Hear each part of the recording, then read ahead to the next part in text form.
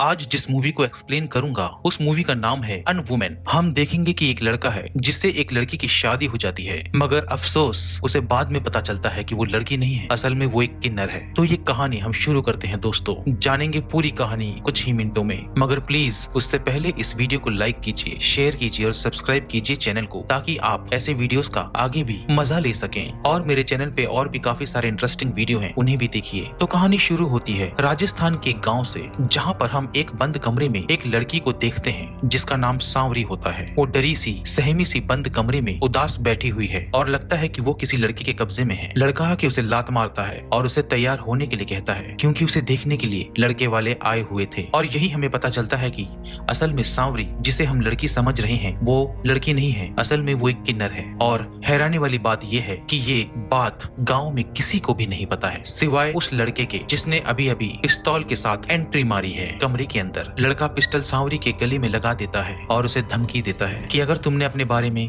गांव में किसी को भी बताया तो वो उसे मार डालेगा। सांवरी इस बात से घबरा जाती है और तैयार होकर बाहर आ जाती है। यहाँ पर हम भैरव और उसके भतीजे भंवर को देखते हैं, जो सांवरी को देखने के लिए आए हुए हैं। भंवर अपनी एक छोटी सी जमीन को बेच देता है और 50,000 रुपए में उस लड़के से सौदा कर लेता है। दरअसल उस गाँव में एक भी लड़की नहीं है और उस गाँव में शादी करने के लिए लड़की मिलना नामुमकिन सा हो गया है, क्योंकि गाँव में जब भी लड़की जन्म लेती थी तो उसे मार दिया जाता था या कहीं बेच दिया जाता था, और हमेशा लड़कों को ही ज्यादा इज्जत दी जाती थी। इसी कारण से पूरे गांव में अब एक भी लड़की नहीं थी। और अब हालत ऐसी हो गई है कि लड़के अपनी शादी कराने के लिए किसी दलाल की मदद लेते हैं और उनको अच्छा खासा पैसा देते हैं। और असल में ये लड़का एक दलाल की तरह है जो शादी करवाने के लिए लड़कियां बेचता है। और जब पैसा दे दिया जाता है तो भंवर और उस लड़की की शादी करवा दी जाती है और लड़की को लेके भंवर अपने घर चला जाता है। भंवर लड़की को लेके गाँव पहुँचता है तो सारे गाँव वालों को पता चल जाता है कि भंवर ने एक लड़की से शादी कर ली है। शाम के समय भंवर अपने दोस्तों को घर बुलाता है और फिर मनाया जाता है दारू के साथ जश्न। और फिर भंवर सांवरी के साथ सुहागरात मनाने के लिए कमरे में चला जाता है और थोड़ी बहुत मस्ती करने के बाद उसे भी मालूम पड़ जाता है कि भंवरी लड़की नहीं है, एक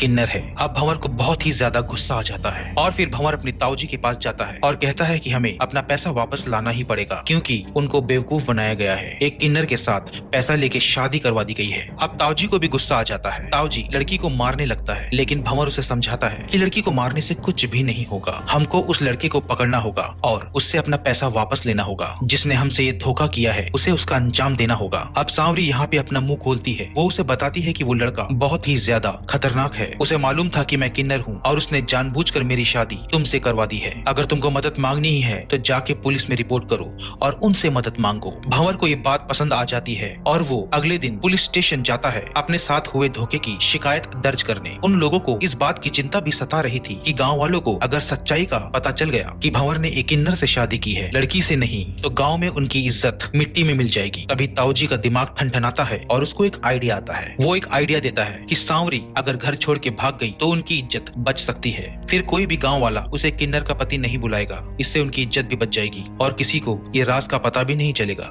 फिर वो दोनों वापस अपने घर की तरफ लौट जाते हैं, लेकिन घर जाके वो देखते हैं कि सांवरी ने घर की साफ सफाई कर दी है और अच्छे से घर को मेंटेन कर दिया है और अब खाना भी बना चुकी है। ये देखकर दोनों हैरान हो जाते हैं। फिर दोनों सांवरी के हाथों का बनाया हुआ खाना खाने लगते हैं। दोनों खाना खाते हैं। दोनों को खाना बहुत ही ज्यादा पसंद आता है। पहली बार उन्होंने किसी लड़की के हाथों का खाना खाया था, चाहे वो किन्नर ही क्यों ना हो। अब ताऊजी भंवर को समझाते हैं कि सांवरी भले ही बच्चा पैदा नहीं कर सकती, लेकिन घर तो अच्छी तरह से संभाल सकती है, उनके लिए खाना बना सकती है, उनकी मदद कर सकती है। अब दोनों का विचार बदल जाते हैं। दोनों इस बात के लिए राजी हो जाते हैं कि सांवरी अब उनके घर पे ही रहेगी, क्योंकि उसने घर का काम बहुत ही अच्छे से कर दिया था, अच्छा खाना बना दिया था। भंवर सांवरी से कहता है कि उसे लग रहा था कि सांवरी भाग जाएगी, लेकिन उसने ऐसा नहीं किया। अब सांवरी भी कहती है कि आखिर मैं यहाँ से भाग कर अब जाऊंगी तो जाऊंगी कहाँ, मुझे घर का सारा काम आता है। और फिर ये सब होने के बाद भंवर सांवरी को कहता है कि अब उसे कहीं और जाने की जरूरत नहीं है। रात होती है। अब सांवरी ताऊजी का पैर दबाने लगती है और उसके बाद वो अपने कमरे में सोने के लिए चली जाती है। अब रात को भंवर सांवरी से उसके परिवार के बारे में पूछता है। अब हमें यहाँ पे पता चलता है कि सांवरी का एक भाई भी है जो दूसरे गाँव में रहता है और माँ के गुजर जाने के बाद उनके कमीने चाचा ने उसे घर से बाहर भगा दिया था। सांवरी अपना घर छोड़कर इस गाँव में आ गई। अब भंवर भी उसे अपना दुखड़ा सुनाता है। वो कहता है कि उसकी माँ की मौत हो चुकी है और तब से ताऊजी ने ही उसे पाला है। भंवर ये भी बताता है कि उसकी माँ ने उसे मैट बनाना सिखाया है। अगले दिन गाँव में मेला लगने वाला होता है तो भंवर सांवरी से अगले दिन उसके साथ में चलने के लिए कहता है मेले में, लेकिन सांवरी कहती है कि अगर ताऊजी मना कर देंगे तो वो नहीं जाएगी। अगले दिन भंवर अपना मैट लेके मेले में जाने वाला था क्योंकि वो उसे बेचता है मेले में, तभी उनका गुजारा होता है। लेकिन अचानक वो मैट उठाते ही गिर जाता है और उसके कमर में भयानक मोच आ जाती है। भंवर ताऊजी से कहता है कि मैट उठाकर वो मेले में साथ में चले, मगर ताऊजी मना कर देते हैं क्योंकि उनकी उम्र हो चुकी है और अब वो भारी काम नहीं कर सकते हैं। अब ताऊजी सांवरी को भंवर के साथ जाने के लिए कहते हैं और सांवरी सारे के सारे मैट उठाकर मेले में चली जाती है भंवर का हाथ बटाने के लिए। मेले में पहुंचने के बाद भंवर मैट को जैसे तैसे रख देता है, लेकिन सांवरी काम में निपुण थी, वो सारे मैट्स को सजा के रख देती है और ये देखकर भंवर बहुत हैरान हो जाता है। उसे मन ही मन बहुत ही संतुष्टि मिलती है। भंवर सांवरी से पूछता है कि तुमने ये सब कहाँ से सीखा। सांवरी कहती है ये सब काम उसे आता है और वो अपने गाँव में सारा काम करती थी। तभी वहाँ पर एक विदेशी ग्राहक आ जाता है और वो ग्राहक उन लोगों से एक मैट खरीद लेता है और यहाँ पे कमाल हो जाता है। देखते ही देखते थोड़ी ही देर में सारे मैट बिक जाते हैं। अच्छा पैसा मिलते ही भंवर और सांवरी दोनों बहुत खुश हो जाते हैं और दोनों वक्त पर अपने घर की ओर निकल पड़ते हैं। आज दोनों बहुत ही ज्यादा खुश थे। दोनों रास्ते में मुस्कुराते हैं, खुश होते हैं। वहाँ पे नाच गाना भी चल रहा होता है जिसे दोनों खुश होके देखते हैं। घर लौटते लौटते दोनों को काफी रात हो जाती है। घर पहुँचने के बाद भंवर ताऊजी को खुशी से बताता है कि आज उन्होंने सारे के सारे मैट बेच दिए हैं। भंवर ने आज जितना भी पैसा कमाया होता है वो ताऊजी को दे देता है। ताऊजी के चेहरे पर मुस्कान आ जाती है। जैसे ही ताऊजी खाना खाकर सोने के लिए जाते हैं, भंवर सांवरी के लिए उसके कमरे में सांवरी के कानों के लिए नए झुमके लेकर आता है जो कि उसने सांवरी के लिए ही मेले से खरीदा था। सांवरी कहती है तुमने तो सारा पैसा ताऊजी को दे दिया, फिर तुमने मेरे लिए ये कैसे खरीदा। भंवर बताता है कि उसने सारा पैसा ताऊजी को नहीं दिया बल्कि आधा ही पैसा दिया था और आधा पैसा उसके पास ही है, उसी से उसने सांवरी के लिए झुमका खरीदा था। दोनों काफी ज्यादा बातें करते हैं और दोनों एक दूसरे के करीब आ जाते हैं। फिर दोनों वहाँ पे इंटीमेट होने लगते हैं। अगले दिन भंवर काम करने के लिए खेतों में चला जाता है और सांवरी उन दोनों के लिए लस्सी बनाती है। सांवरी पहले लस्सी ताऊजी को पीने के लिए देती है, फिर ताऊजी सांवरी से कहते हैं कि बाकी बची हुई लस्सी खेतों में जाके भंवर को दे दे। अब सांवरी खेत में चली जाती है भंवर से मिलने के लिए। वहाँ पे जाके सांवरी अपने हाथों से बनाई हुई भगवान शिव और पार्वती की एक तस्वीर भंवर को दिखाती है। वो कहती है कि ये तस्वीर वो अपने घर में लगाना चाहती है। भंवर तस्वीर को देख के बहुत ही ज्यादा खुश होता है क्योंकि वो बहुत ही ज्यादा खूबसूरत बनी होती है। भंवर कहता है कि भगवान शिव और पार्वती ने उसे भी आशीर्वाद दिया है जो तुझे मेरे पास भेजा। सांवरी खुश होकर वापस घर की ओर चली जाती है। अब रात को ताऊजी अपने दोस्तों के साथ बातचीत कर रहे थे, जहाँ पे बातों ही बातों में ताऊजी को पता चलता है कि गांव में रहने वाले लखन की बीबी घर छोड़ के भाग गई। लेकिन वहाँ पे बैठा हुआ एक आदमी कहता है कि लखन की बीबी के ऊपर बहुत अत्याचार हुआ था, जिसके चलते लखन ने खुद अपनी बीबी को घर से भागने में मदद की थी। अब वही आदमी कहता है कि जिस तरह तुमने अपने भतीजे की शादी करवाई है उसी तरह मेरी भी शादी करवा दीजिए। अब ताऊजी वहाँ पर थोड़ा गुस्सा हो जाते हैं और कहते हैं कि शादी किस्मत वालों की होती है। अब गोपी यहाँ पे कहता है कि काफी महीने हो चुके हैं, तुम्हारी बहू कब माँ बनेगी। ये सुनकर ताऊ और भी ज्यादा गुस्सा हो जाता है, लेकिन बाद में वो सोच में पड़ जाता है कि अगर गाँव वालों को पता चल गया कि उनकी बहू किन्नर है तो उनकी इज्जत का क्या होगा। घर वापस आने के बाद ताऊजी जब भंवर के साथ खाना खा रहे होते हैं, भंवर ताऊजी को बताता है कि इस साल वो खेतों में बाजरे और मूंगफली की खेती करना चाहता है, जिसके चलते हमारी और भी ज्यादा आमदनी बढ़ जाएगी। ताऊजी भंवर को कहते हैं कि हमने 50,000 रुपए खर्च कर दिए हैं सांवरी को यहाँ पे लाने के लिए, उसकी भरपाई भी उसे करनी होगी। ये सुनकर अब भंवर गुस्सा हो जाता है। ताऊजी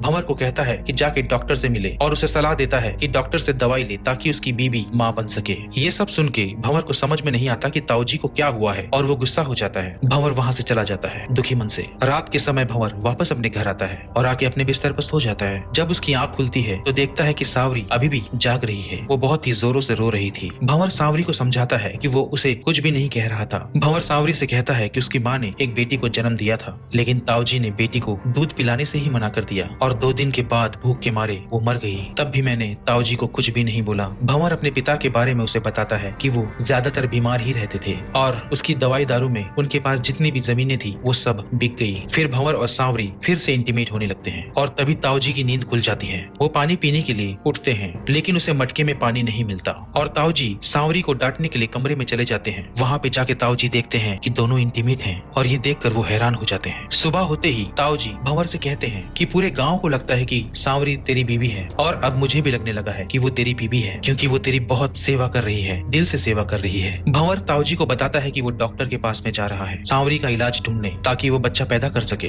रात के समय जब सांवरी ताऊजी के पैर दबा रही होती है, ताऊजी उसे हाथ भी दबाने के लिए कहता है, लेकिन यहाँ पे सांवरी उसे कहती है कि भंवर अब आने वाले हैं, और वो ये कहकर अपने कमरे में चली जाती है। लेकिन ताऊजी भी उसके कमरे में उसके पीछे पीछे घुस जाते हैं और अंदर से दरवाजा बंद कर लेते हैं। अब यहाँ पे ताऊजी की नीयत थोड़ी सी खराब हो जाती है और वो सांवरी के साथ जबरदस्ती करने लगते हैं। वो मदहोशी में कहते हैं कि उसने उसे और सांवरी को रात को इंटीमेट होते हुए देख लिया था। ताऊजी अपनी हवस बुझाने के लिए सांवरी पर जबरदस्ती करते हैं और उसे मारने लगते हैं और मार मार के बेहोश कर देते हैं और सांवरी के साथ में इंटीमेट होने लगते हैं। रात के समय जब भंवर वापस आता है, वो देखता है कि सांवरी के कपड़े फटे हुए थे और वो बदहवास सी एक दीवार के कोने से चिपटी हुई बैठी हुई थी। सांवरी भंवर को बता देती है कि ताऊजी ने उसके साथ में जबरदस्ती की। अब भंवर को गुस्सा आ जाता है। भंवर ताऊजी के पास में जाता है और हाथापाई करने लगता है, उसे मारने लगता है। भंवर ताऊजी को जब बेधड़क मार रहा होता है तो काफी गांव वाले उसके पास में आ जाते हैं उनकी आवाजें सुनकर। यहाँ पे ताऊजी अपने आप को बचाने के लिए सभी से कह देते हैं कि भंवर की बीबी लड़की नहीं है, एक किन्नर है। सभी गांव वाले ताऊजी की बातों पर विश्वास कर लेते हैं और वो भंवर के खिलाफ हो जाते हैं और कहते हैं कि भंवर अब इस गांव में नहीं रह सकता, क्योंकि उसने एक किन्नर से शादी की है। और इस मामले का फैसला करने के लिए पंचायत बुलाई जाती है। अगले दिन पंचायत की बैठक होती है। ताऊजी बताते हैं कि उसे नहीं पता था कि लड़की किन्नर है,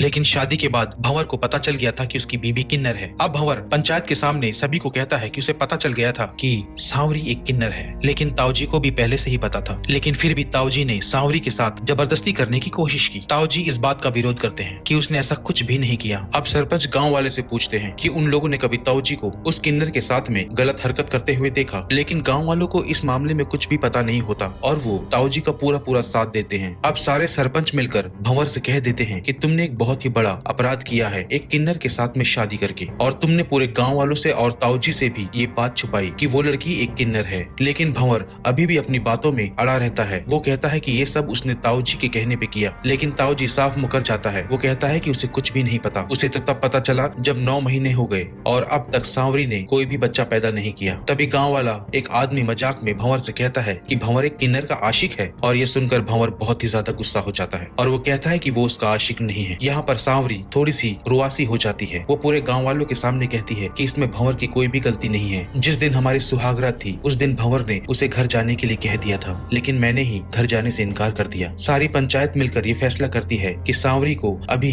इसी वक्त गाँव छोड़ के जाना होगा। सरपंच भंवर से कहते हैं ताऊजी से माफी मांगनी होगी। भंवर दुखी मन से ना चाहते हुए भी ताऊजी से माफी मांग लेता है और सांवरी उसी वक्त गांव छोड़कर चली जाती है। वो बस स्टॉप में बस का इंतजार करती है और तभी वहाँ पर बस आ जाती है। सांवरी बस में चढ़ जाती है और एक जगह बैठ जाती है और किन्नर की तरह अपने दोनों हाथों से ताली बजाने लगती है और कहती है मैं किन्नर हूँ और हम जैसों की इस दुनिया में कोई भी जगह नहीं है। और इसी के साथ ये फिल्म यहाँ पर खत्म हो जाती है। तो दोस्तों आपको कैसा लगा ये वीडियो, आप कमेंट करके जरूर बताएं, अपनी राय दें। वीडियो पसंद आए तो वीडियो को लाइक करें, शेयर करें और सब्सक्राइब करें, ताकि आपको मेरे नए एपिसोड्स की जानकारी मिलती रहे। तो चलो दोस्तों, अब हम लोग मिलते हैं नेक्स्ट वीडियो में नई कहानी के साथ। जय हिंद।